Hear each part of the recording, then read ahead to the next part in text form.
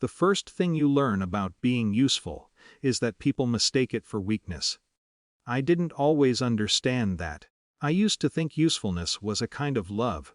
The reunion was at a rented lakeside hall about an hour from where we grew up. White folding tables, a grill smoking in the parking lot. My mother's cousin trying to coordinate potato salad like it was a military operation. It had the same energy every year, nostalgia laid over old fractures like cheap wallpaper. I parked beside my brother's truck. His name is Aaron. He had already set up the speakers. Music drifted across the grass, loud enough to suggest effort, not loud enough to drown conversation. He was good at atmospheres. He saw me and spread his arms wide. "There he is! The investor." He meant it as a compliment. He always does at first. When we were kids, my father liked to measure intelligence in visible ways. Aaron could rebuild a carburetor by 16. I could balance a ledger. One impressed neighbors. The other made adults squint. "Your brother's got hands," my father would say, meaning capable. "You've got calculators." He never said it cruelly. That would have been easier. It was just how he categorized the world. By 35, I had become what the family called doing well. I worked in private equity. I understood leverage, the financial kind, at least.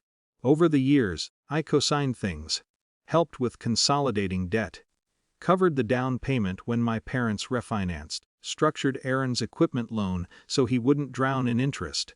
No one asked directly. They didn't have to. I told myself it was practical. I had liquidity. They had needs.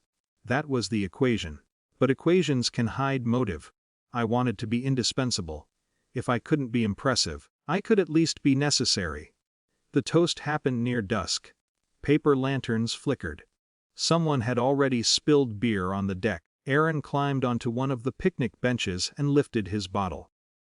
"All right, before we eat," he said, grinning. "I just want to raise a glass to Jake, our walking ATM who mistook money for a personality." Lauder came fast. Too fast. It wasn't vicious, that's the thing. It was easy. Familiar. I felt something settle inside me instead of flare. Not anger. Recognition. My father, who had been leaning against the railing, added, "Good thing he's rich, because he sure didn't get the brains." More laughter. A cousin whistled. My mother said, "Oh, stop." But she was smiling. They weren't trying to exile me. They were reinforcing the arrangement. Jake is the provider. Aaron is the personality. Dad is the judge. Everyone plays along. I could have deflected. I've done it before. Instead, I took out my phone. Aaron saw it and smirked.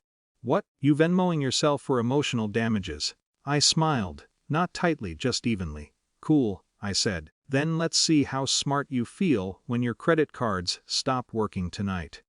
That part landed slower. There's a difference between a threat and a fact. I didn't raise my voice. I didn't list the accounts.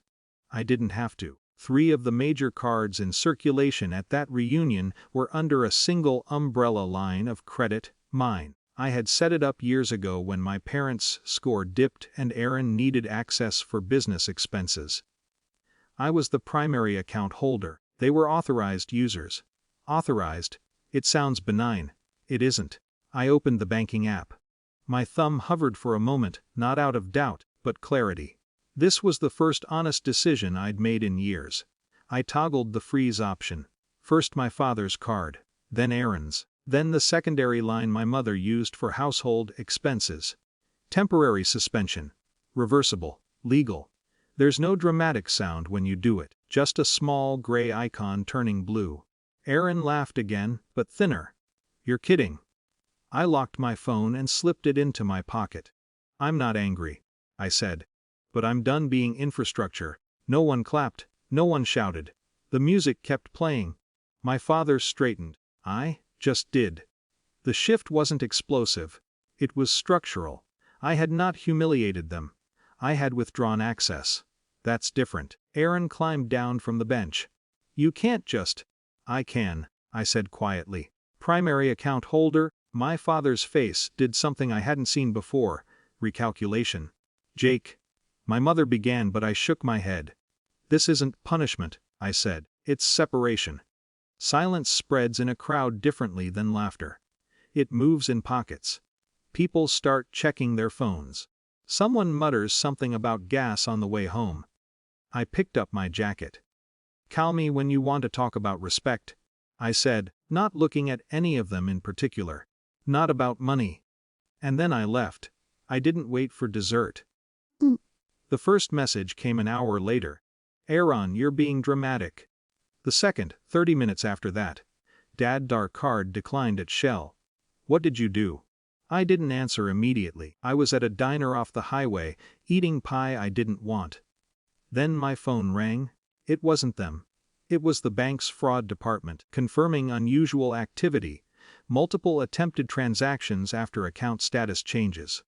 "Everything is correct," I told the representative. "Those freezes were intentional." "Understood, Mr. Carter," she said. "A's primary holder, that's entirely within your authority." Authority, the word felt clinical, clean. When I finally called my father back, his voice was restrained. "Are you proving a point?" he asked. "No," I said. "I'm ending one." There was a long pause. "You embarrassed your brother?" I considered that. "He embarrassed me," I said. "I just removed the subsidy." We didn't yell. We didn't resolve anything.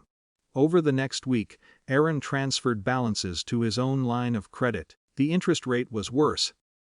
My parents met with their bank about restructuring without my backing. It will cost them more. That's the part I still sit with. Reclaiming self-respect isn't clean. It has collateral. I reinstated my mother's household card after she agreed to move it entirely into her name within 6 months. I did not reinstate the others. Aaron hasn't made another toast about me. We still speak. Carefully. At the next family dinner, no one mentioned money. They also didn't ask me to pay for anything. The air was different. Thinner, maybe. But honest, I don't feel victorious. I feel unentangled. For years, I thought providing made me safe from dismissal. That if I underwrote the family, I would finally belong in it. But usefulness without respect is just dependency in disguise. Now, when Aaron talks, I listen without bracing. When my father critiques something, I let it pass through me. I am no longer financing their version of me. And they are learning, slowly, what I look like without an open line of credit attached. It's quieter this way, not warmer. But mine.